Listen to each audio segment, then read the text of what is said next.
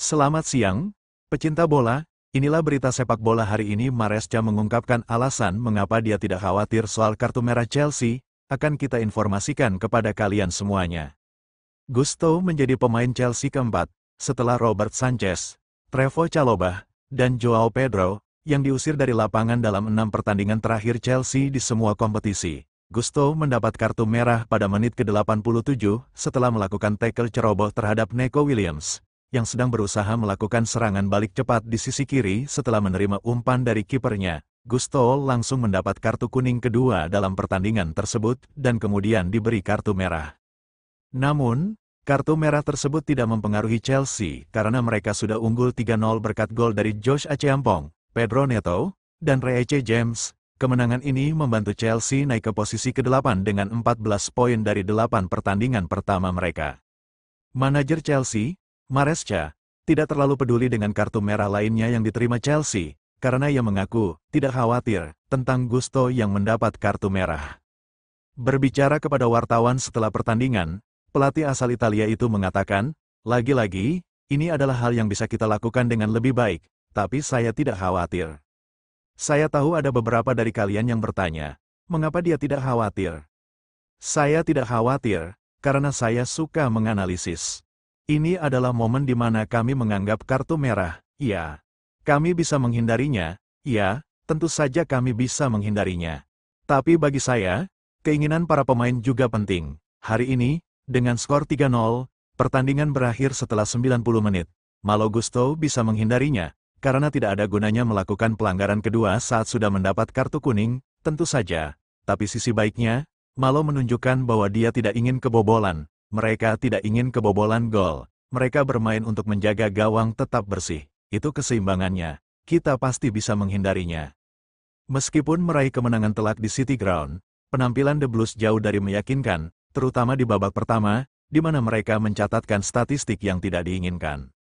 Forest mendominasi pertandingan sejak awal dan menguasai bola sebanyak 66,4% dalam 15 menit terakhir babak pertama. Chelsea jelas terkejut dan terus mengejar bayangan sepanjang 45 menit pertama. Menurut Opta, Chelsea melakukan lebih banyak kesalahan, 3, yang berujung pada tembakan di kotak penalti mereka daripada pertandingan Premier League lainnya musim ini. Tim Maresca jelas merindukan gelandang andalan Ekuador mereka, Moises Caicedo, di lini tengah, karena Forest dengan mudah menemukan ruang di lini belakang. Ini adalah pertama kalinya Caicedo duduk di bangku cadangan sejak pertandingan melawan Wolves pada malam Natal 2023, yang mengakhiri rangkaian 65 pertandingan berturut-turut sebagai starter. Maresca mengungkapkan bagaimana ia mencoba memotivasi timnya di jeda pertandingan. "Pesanku adalah, teman-teman, saat tidak menguasai bola, kita bagus. Tapi saat menguasai bola, kita belum cukup baik. Kita terlalu sering kehilangan bola. Itu sedikit malas. Kesalahan malas yang bisa kita hindari. Di babak kedua, kita melakukan penyesuaian taktis. Kurang rapi. Bukan malas. Kita terlihat kurang rapi dalam membangun serangan." Beberapa menit setelah peluit akhir berbunyi di City Ground, Forest mengumumkan bahwa pelatih kepala Ange Postecoglou telah diberhentikan dari jabatannya, hanya sebulan setelah ditunjuk sebagai manajer baru. Postecoglou kembali ke Premier League pada September setelah Forest memecat Nuno Espirito Santo, namun masa jabatannya sebagai pelatih kepala tidak berlangsung lama.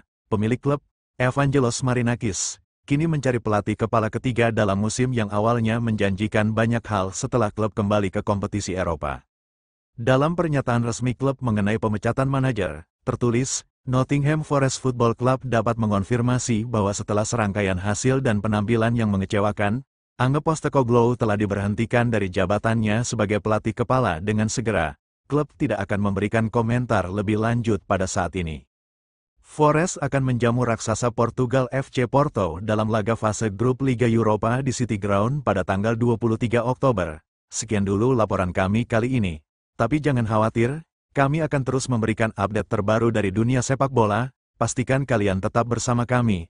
Terima kasih sudah menonton. Jangan lupa untuk terus mendukung kami dengan cara like, komen, dan share video ini ke teman-teman kalian. Sampai jumpa di berita bola selanjutnya.